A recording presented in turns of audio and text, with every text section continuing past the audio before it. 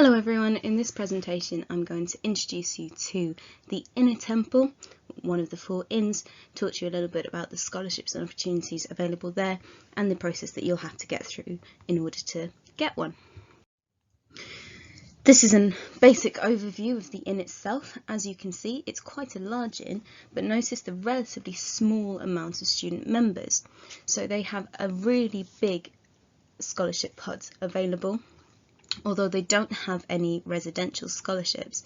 And Inner Temple in recent years has become famous for really trying to increase access towards the bar and putting in a number of initiatives in order to do so.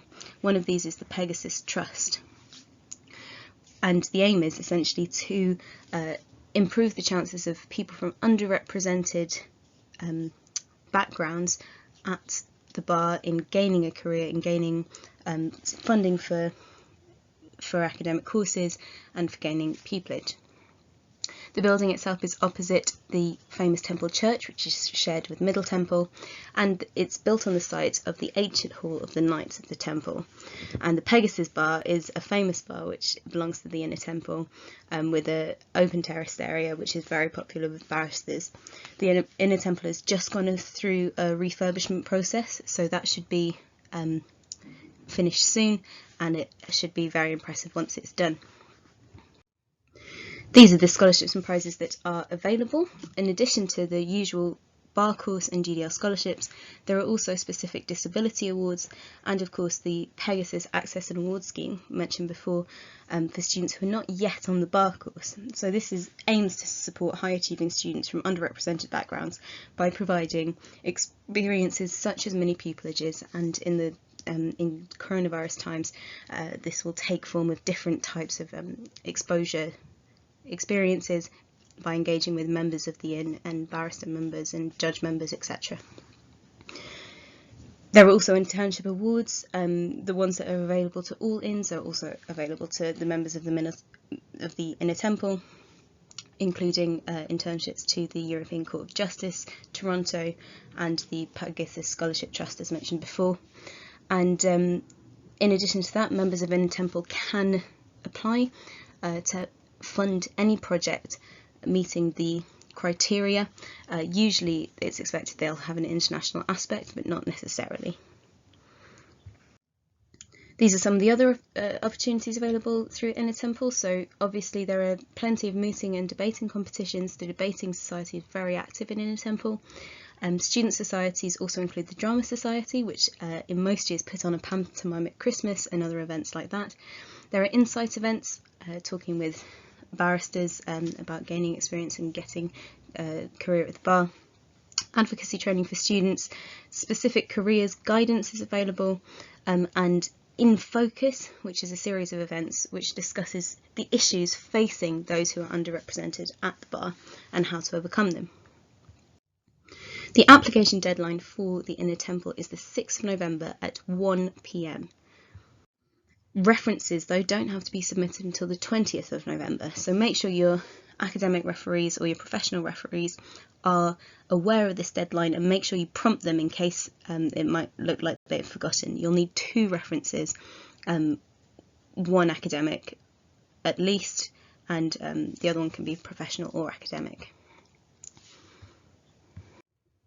These are the questions on the application this year, so they're pretty standard in a lot of ways. There aren't lots of questions which ask you to describe your experiences in much detail, and they're pretty straightforward standard CV questions, rather than some of the more perhaps creative questions that you see on a couple of the other INS application forms. So just consider what plays best to your strengths in relation to that. Inner Temple now interviews everybody. Having followed Middle Temple's lead, they interview all applicants. So again, if you think this is something that would play to your strengths, if you think you're better in person than on paper, this might be something to consider. The interviews are likely to be virtual. There's always an option for them to be virtual if the person is unable to attend. These are usually in exceptional circumstances, but given the problems we're all facing this year, it is likely you'll be able to attend a virtual event if you are forced to if you're isolating or something like this.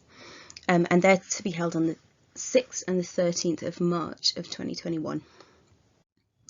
It'll be a panel interview and you'll be given a judgment to read prior to the interview. So if you want to kind of prepare yourself a little bit for that, maybe start reading through some judgments in a practice area that you find interesting, just to see what they look like.